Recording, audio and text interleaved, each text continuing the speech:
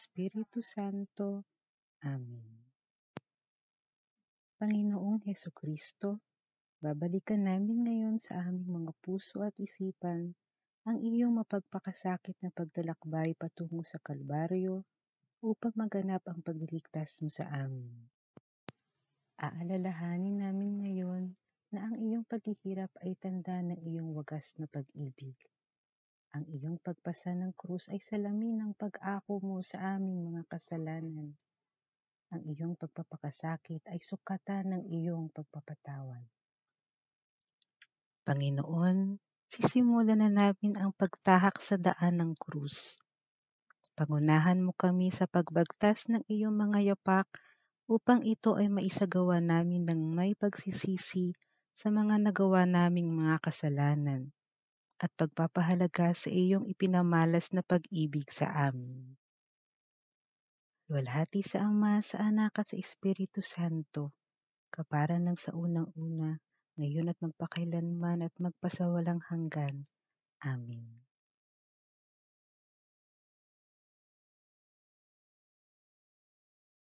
Sinasamba at pinupuri ka namin, O Kristo, sapagkat sa pamamagitan ng krus ay sinunggit mo ang mundo. Pagbasa sa Ebanghelyo ayon kay San Mateo.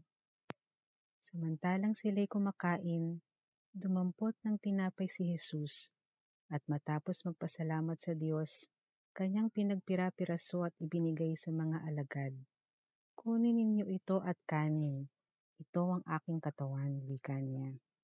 Hinawakan niya ang saro, nagpasalamat sa Diyos at ibinigay sa kanila. Uminom kayong lahat nito, sabi niya, sapagkat ito ang dugo ng tipan, ang aking dugo na mabubuhos dahil sa marami, sa ikapagpapatawad ng mga kasalanan. Sinasabi ko sa inyo na hindi ako iinom nitong alak na mula sa ubas, hanggang sa araw na ang bagong alak ay inumin kong kasalo kayo sa kaharian ng aking Ama. At pagkaawit ng isang himno, sila'y nagpunta sa bundok ng mga olibo. Ang mabuting balita ng Panginoon. Pinupuri ka namin, Panginoong Hesukristo. Pagninilay. Ang lahat ng humihinga ay dapat kumain upang mabuhay. Ang tao ay may pangangailangang kumain at magpakain upang siya ay patuloy na mabuhay. Kaya naman, ang kasaysayan ng tao ay isang kasaysayan sa paghahanap ng pagkain. Marami ang nagugutom sa ating paligid dahil walang makain o walang nagpapakain. Mababasa natin sa Ebanghelyo na si Jesus ay nagparami ng tinapay. Pinawi niya ang kagutuman ng mga taong nakikinig sa kanyang mga itinuturo. Si Jesus ay patuloy na nagpapakain sa atin. Tinatanggap natin ang kanyang katawan sa banal na misa. Si Jesus ang tinapay ng buhay. Isagawa rin natin ang pagpapakain ni Jesus sa mga nagugutom. Ibahagi natin sa iba ang anumang mayroon tayo. Panalangin. Panginoon, iniwan mo sa amin ang paraan kung papaano ka namin aalalahanin. Ito ay ang huling hapunan. Ito ang kaganapan ng iyong pangangaral, paggawa ng mga himala at pagpapagaling. Ito ang buod ng iyong buong buhay. Iniwan mo sa amin ang isang maliwanag na halimbawa ng paglilingkod at pagpapakumbaba.